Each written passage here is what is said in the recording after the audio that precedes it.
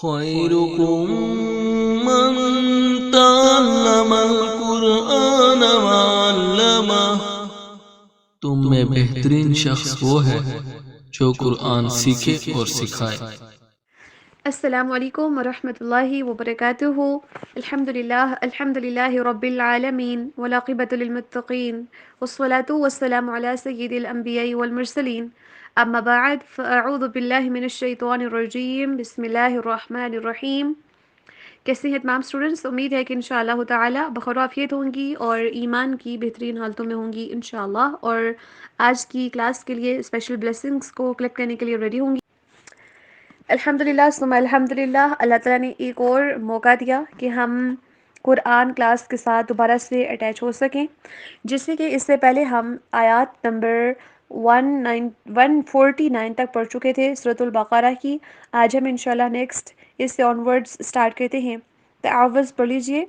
اعوذ باللہ من الشیطان الرجیم، ناؤ تسمیہ، بسم اللہ الرحمن الرحیم۔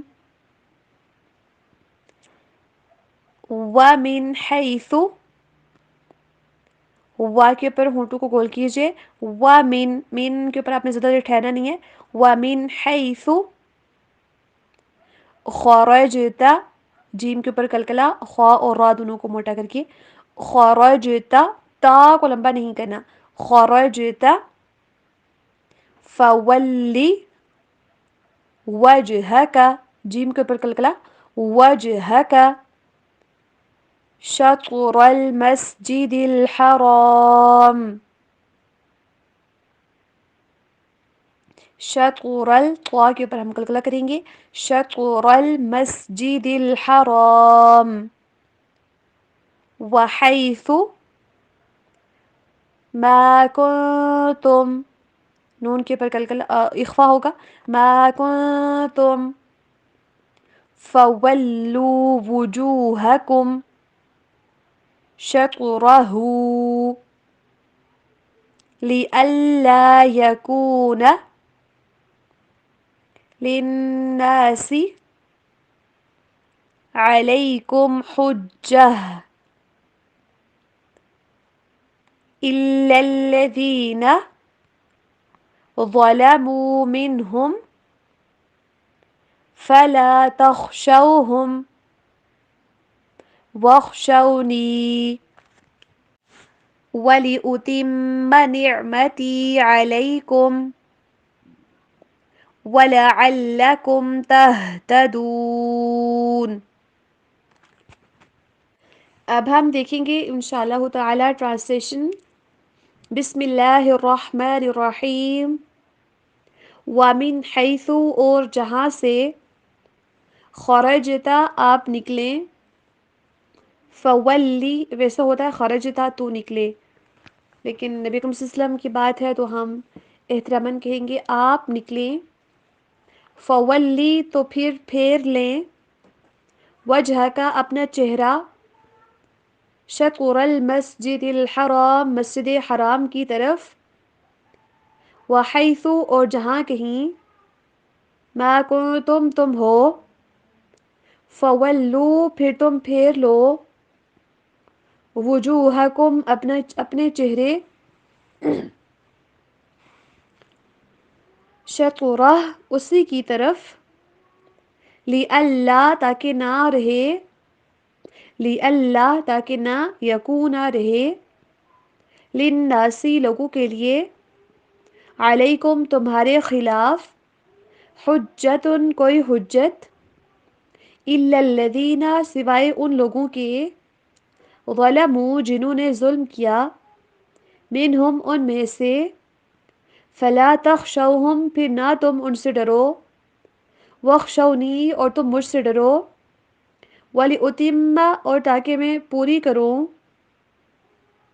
نعمتی اپنی نعمت، علیکم تم پر، وَلَعَلَّكُمْ اور تاکہ تم، تہتدون ہدایت پاؤ۔ جی جیسے کہ اس سے پہلے ہم قبلے کی تبدیلی کے احکامات پڑھ چکے تھے، حکم آ گیا، اس سے پہلی والی آیت کے اندر ہم نے پڑھا تھا وَمِنْ حَيْثُ خَرَجْتَ فَوَلِّ وَجْهَكَ شَطْرَ الْمَسْجِدِ الْحَرَامِ، کہ آپ جہاں کہیں پہ بھی ہونا تو آپ اپنے چہرے کو موڑ لیا کریں، اپنے منہ کو کس طرف پھیر لیا کریں؟ مسجد حرام کی طرف۔ کیوں؟ وَإِنَّهُ لَلْحَقُّ مِن رَبِّكَ، اور یہ حکم آپ کے رب کی طرف سے آپ کے اوپر حق ہے، اور اللہ تعالیٰ غافل نہیں ہے جو آپ کر رہے ہیں۔ اگین اسی چیز کا حکم ہے، وَمِنْ حَيْثُ خَرَجْتَ فَوَلِّ وَجْهَكَ شَطْرَ الْمَسْجِدِ الْحَرَامِ، آپ جہاں کہیں پہ بھی ہوں، جو ہی نماز کا وقت ہو، اپنے چہرے کو مسجد حرام یعنی کہ بیت اللہ کی طرف کر لیجئے، خانہ کعبہ کی طرف کر لیجئے نماز کے لیے۔ وَحَيْثُ مَا كُنْتُمْ فَوَلُّوا وُجُوهَكُمْ شَطْرَهُ، اور تم جہاں کہیں پر بھی ہو تو اپنے چہرے کو اسی کی طرف موڑ لیا کرو۔ لِأَلَّا يَكُونَ لِلنَّاسِ عَلَيْكُمْ حُجَّةٌ، تاکہ تم پر لوگوں کی حجت کوئی نہ رہے، تاکہ تمام کے تمام اعتراضات ختم ہو جائیں۔ اس قبلے کی تبدیلی کے اندر جو تم اپنا چہرہ بیت اللہ کی طرف کرو گے، اس کے اندر حکمت یہ چھپی ہے کہ جو یہود تمہارے اوپر اعتراضات کرتے تھے، مشرکین کرتے تھے، عیسائی کرتے تھے، ان تمام کے تمام اعتراضات کو ختم کر دیا جائے۔ اب ان کے لیے یہ نہ ہو کہ کوئی نبی تو اس طرف کیا کرتا تھا، کوئی نبی تو اس طرف نہیں، بلکہ اب یہ حکم آ چکا ہے سب کے اوپر۔ اب تم نے اس حکم کے اوپر عمل کر کے حجت قائم کرنی ہے لوگوں کے اوپر، تاکہ لوگوں کو پتہ چل جائے کہ یہ ان لوگوں کا قبلہ خانہ کعبہ ہے، اب بیت المقدس نہیں ہے، یا تمام جو باقی قبلے ان لوگوں نے اپنے لیے متعین کیے تھے وہ سب کے سب ختم ہو چکے ہیں۔ اب جو آخری قبلہ جو کہ نبوت سے لے کر تو نبی اکرم صلی اللہ علیہ وسلم سے لے کے تو جو قیامت تک کی آخری جو لوگ ہوں گے، آخری جو جنریشن آئے گی، سب کا سب جو ہے ان کا قبلہ یہی ہوگا کہ وہ خانہ کعبہ کی طرف ہی منہ موڑیں گے۔ اب دیکھیں کہ جو بنیادی عقیدہ ہے نا، اس کی طرف بھی یہاں پہ رہنمائی ہو رہی ہے، جس سے کہ ہمیں دیکھا تھا کہ فرشتوں نے سب سے پہلے کعبہ ہی تعمیر کیا تھا، تو حضرت آدم علیہ السلام نے بھی اسی کی طرف منہ کر کے نماز پڑھی تھی۔ اس کو پھر انہوں نے، حضرت آدم علیہ السلام جب زمین کے اوپر آئے، انہوں نے دوبارہ سے اس کو تعمیر کیا تھا۔ تو اصل قبلہ کی طرف جہاں پہ اللہ سبحانہ وتعالی نے رہنمائی کی، ظالم تو پھر بھی اعتراض کریں گے، کیونکہ اِلَّا الَّذِينَ ظَلَمُوا مِنْهُمْ، جو ان میں سے ظالم ہے نا، وہ پھر بھی اعتراضات اٹھائیں گے۔ تم حجت قائم کر دو، تم ان کو بتا دو کہ اللہ کی طرف سے حق آ چکا ہے، وہ پھر بھی کوئی نہ کوئی اعتراض اٹھائیں گے۔ لیکن فَلَا تَخْشَوْهُمْ وَاخْشَوْنِي، تم نے ان سے نہیں ڈرنا بلکہ تم نے مجھ سے ڈرنا ہے۔ کیوں؟ کیونکہ مومن اللہ تعالیٰ کے علاوہ کسی اور سے ڈرتا نہیں ہے، مومن کو کسی اور سے کوئی خطرہ نہیں ہوتا سوائے اللہ سبحانہ و تعالیٰ کے۔ تو ایک درمیان والی راہ آپ اپنائیے، نہ اللہ تعالیٰ کسی کے اوپر ظلم کرتے ہیں، نہ زیادتی کرتے ہیں، اور نہ ہی اتنی زیادہ ڈھیل دے دیتے ہیں کہ انسان جو چاہے وہ کرتا پھرے، دوسروں کے اوپر ظلم اور زیادتیاں، اپنے اوپر ظلم اور زیادتیاں۔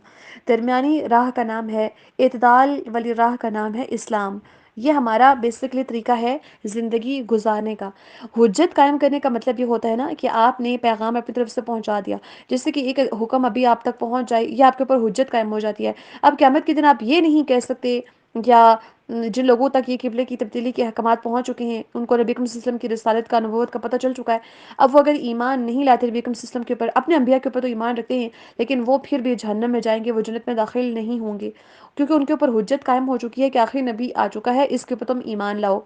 ایک بات کا پتہ چلنے کے بعد پھر وہ حجت قائم ہونے کا مقصد یہ ہوتا ہے، مطلب یہ ہوتا ہے کہ آخرت میں وہ یہ نہیں کہہ سکتے کہ اللہ ہمیں پتہ ہی نہیں تھا کہ حق یہ ہے، ہمیں پتہ ہی نہیں تھا کہ ہم نے اس چیز کو فالو کرنا ہے، ہم تو ان چیزوں کو بلائنڈلی فالو کرے تھے۔ یہ آپ اعتراض پھر نہیں اٹھا سکتے قیامت کے دن کہ اللہ ہمیں پتہ ہی نہیں تھا۔ تو حجت اس طرح سے قائم ہو جائے گی جب ہم قبلے کی طرف منہ کر کے نماز پڑھیں گے، تمام کے تمام اعتراضات ختم ہو جائیں گے۔ وَلِيُتِمَّ نِعْمَتِي عَلَيْكُمْ وَلَعَلَّكُمْ تَهْتَدُونَ، اور تم نے اس لیے بھی کرنا ہے تاکہ میں تمہارے اوپر نعمت کو تمام کر لوں۔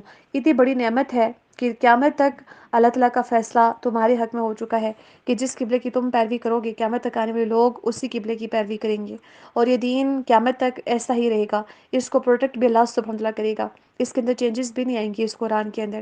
تو اب تم اس کے ذریعے ہدایت بھی پالو گے۔ تو دیکھیں یہاں پہ ہمیں ہدایت پانے کا طریقہ کار پتہ چل گیا۔ پہلے ہم نے دیکھا تھا نا کہ ہدایت یافتہ لوگ جو ہوتے ہیں وہ ان کے اندر کون کون سی کوالٹیز ہوتی ہیں، ہم نے سورۃ البقرہ کی پہلے رکوع کے اندر دیکھا۔ یہاں پہ بتایا گیا کہ ظالموں کی اعتراضات کے باوجود آپ نے حق کو فالو کرنا ہے۔ اگر ہم حق کو فالو کریں گے، جتنے بھی لوگ اس کے اوپر اعتراضات اٹھائیں، ہم کامیاب ہوں گے۔ نمبر 1، ہم ہدایت پا جائیں گے۔ نمبر 2، جب ہم لوگوں کا ڈر اپنے دل سے نکال دیں گے، لوگوں کی طرف سے جو خوف اور خدشات ہوتے ہیں وہ اگر نکال لیں گے، اور صرف اللہ سبحانہ وتعالیٰ کا ڈر ہم اپنے اندر ڈال لیں گے، اللہ تعالیٰ کا تقویٰ ہمارے اندر ہوگا، تو ہم ہدایت یافتہ ہو جائیں گے۔ اور اس طرح سے اللہ تعالیٰ کی نعمت اس شخص کے اوپر تمام ہو جاتی ہے جو شخص ہدایت یافتہ ہو جاتا ہے، جو شخص ہدایت پا جاتا ہے۔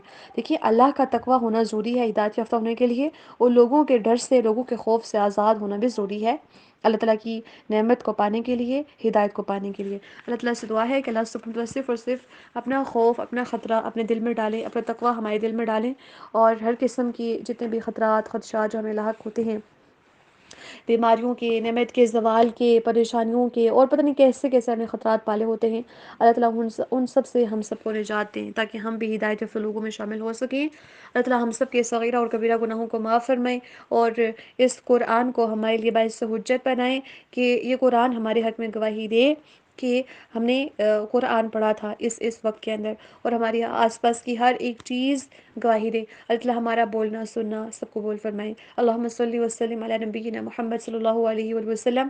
ربنا تقبل منا انک انت السمیع العلیم۔ سبحانک اللہم بحمدک اشہد ان لا الہ الا انت